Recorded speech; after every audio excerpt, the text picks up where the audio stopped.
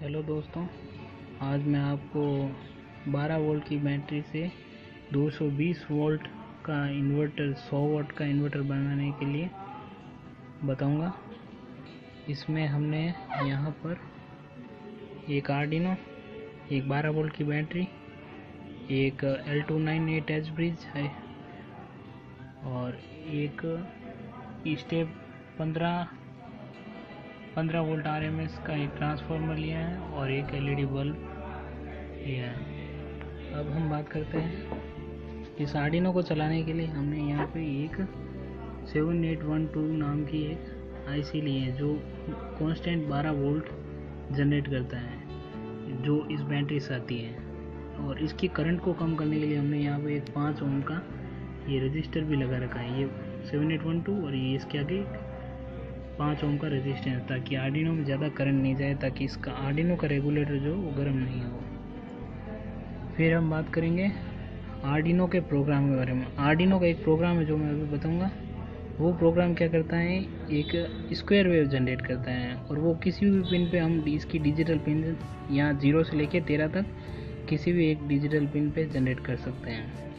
अब मैंने यहाँ पर जो प्रोग्राम बनाया उसमें 7 नंबर पिन पर एक स्क्वायर वेव जनरेट हो रही है, वो भी 50 हर्ट्ज की, क्योंकि हमारे घर में 50 हर्ट्ज की AC आती है, इसलिए हमें 50 हर्ट्ज की AC में इस DC पावर को 50 हर्ट्ज की AC में बदलने के लिए 50 हर्ट्ज की स्क्वायर वेव चाहिए होगी।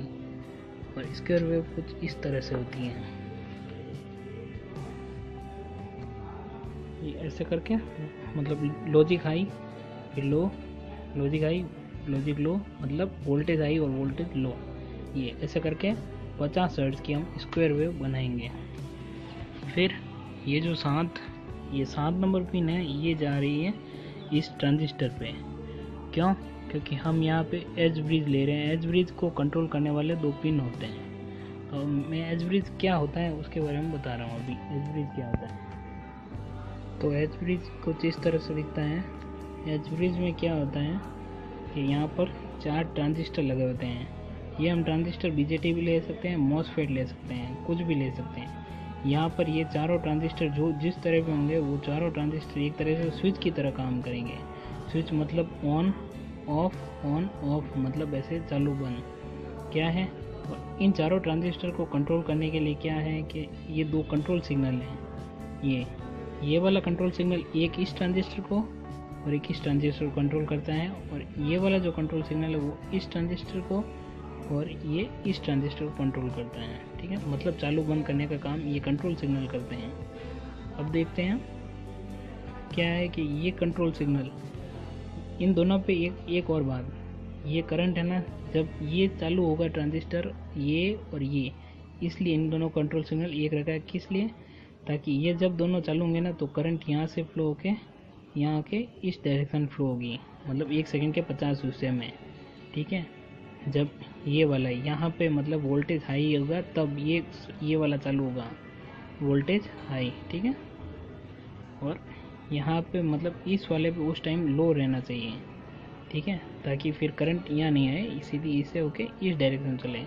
फिर अगले 50 हिस्से में क्या होगा कि ये तो बंद हो जाएगा, यहाँ पे वोल्टेज लो आना चाहिए, और यहाँ पे जब हाई आएगा, यहाँ पे हाई, तब क्या होगा, ये दोनों ट्रांजिस्टर चालू हो जाएंगे। तब क्या होगा, ये करंट ऐसे होके इस डायरेक्शन, यानी कि अगले 50 से उल्टी डायरेक्शन फ्लो होगी। तो ऐसे करते क्या होगा, ये दोनों कंट्रोल सिग्नल हमेशा एक दूसरे उल्टे रहने चाहिए, यानी कि एक हाई और एक लो होना चाहिए, यानी कि एक लो तो दूसरा हाई, दोनों कभी भी लो और दोनों कभी भी हाई नहीं होना चाहिए, मतलब। और वो स्क्वायर वेव से पॉसिबल है, स्क्वायर वेव बना के 50 हर्ट्ज की। फिर क्या है, इससे क्या होगा, करंट 1 सेकंड में 50 हिस्से में इस तरफ और 1 सेकंड में 50 इस तरफ ऐसे चेंज होगी। ये यहाँ पे प्राइमरी कोयल है, ये प्राइमरी कोयल कनेक्ट कर रखी है। प्राइमरी कोयल में जो करंट चेंज होगी तो उससे जो है ना इंड्यूस होगी सेकेंडरी कोयल में एक 220 वोल्ट AC इंड्यूस होगा, मतलब वहाँ पे 220 वोल्ट की AC बनेगी। ठीक है, ये इसका एच ब्रिज का मेन सर्किट हो गया। तो कुछ ऐसी जाती है जो हाई करंट का एच ब्रिज जनरेट करते हैं, मतलब अपन को देते हैं। उन्हीं में से एक ये L298N, ये L298 है।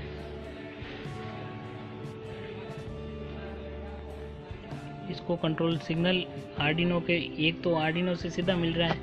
ठीक है, ये रहा, ये 7 नंबर पिन से होके आर्डिनो को जो स्क्वायर वेव वाली सीधी सीधी मिल रही है। और क्योंकि एक एज ब्रिज को दूसरा कंट्रोल सिग्नल कॉम्प्लीमेंट होना चाहिए, इसलिए हमने क्या किया, यहाँ पे ट्रांजिस्टर लगाया। ट्रांजिस्टर क्या करता है, उसका ट्रांजिस्टर का आउटपुट जो होता है कॉम्प्लीमेंट कर देता है। मतलब अगर यहाँ पे हाई देंगे तो वहाँ पे लो मिलेगा, और यहाँ पे लो देंगे तो वहाँ पे हाई मिलेगा, ऐसे। और ये सीधा का सीधा दे देंगे, परंतु और दूसरा जो कंट्रोल सिग्नल है एज ब्रिज को दिया जाने वाला, वो अपन उसका कॉम्प्लीमेंट आउटपुट देंगे, मतलब हो गया। और जहाँ से मतलब लोड कनेक्ट किया जाता है एज ब्रिज पे, यहाँ पे 2 लोड कनेक्ट किए जा सकते हैं, मतलब 2 साइड में, एक तो इस साइड में और एक इस साइड में। तो हमने उस साइड में कनेक्ट किया, उस साइड के कंट्रोल सिग्नल ये 2 हैं और इस साइड के ये 2 हैं। हम उधर क्या कर रहे हैं, तो उधर की तरफ दोनों कंट्रोल सिग्नल जोड़ दिए। अब ये लोड कनेक्ट कर दिया। लोड में क्या है, हमने ट्रांसफार्मर की प्राइमरी कोयल जोड़ी है, ठीक है। प्राइमरी कोयल में स्विचिंग होगी, यानी कि करंट इस तरफ से इधर इधर इधर इधर स्विचिंग होगी। तो उससे क्या होगा, वहाँ पे उस साइड में ट्रांसफार्मर उस साइड में 220 वोल्ट की एसी इंड्यूस होगी, जिससे ये एलईडी बल्ब ग्लो होगा। अब देखते हैं एलईडी बल्ब को ग्लो होता है, वो देखते हैं। हम बैटरी के पॉजिटिव टर्मिनल को कनेक्ट करेंगे, वायर है जो ऐसे, ये देखिए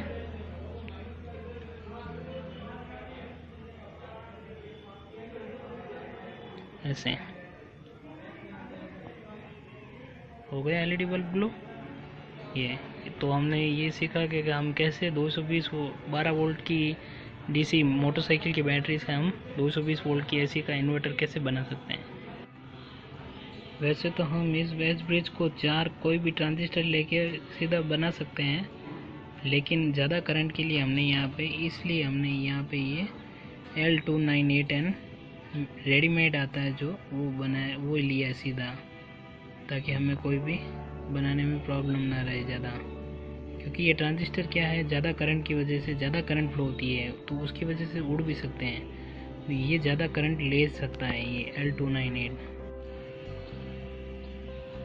बाहर से हम जो ट्रांजिस्टर लाएंगे, उन सब ट्रांजिस्टर पे हमको अलग अलग हीट सिंक लगाना पड़ेगा, और वो भी हमारे लिए डिसएडवांटेज हो जाएगा। इसलिए हम इस पे तो हीट सिंक ऑलरेडी लगा हुआ है, इसलिए हमारे लिए अच्छा रहेगा कि इसे ही हम पहले प्रीफर करें।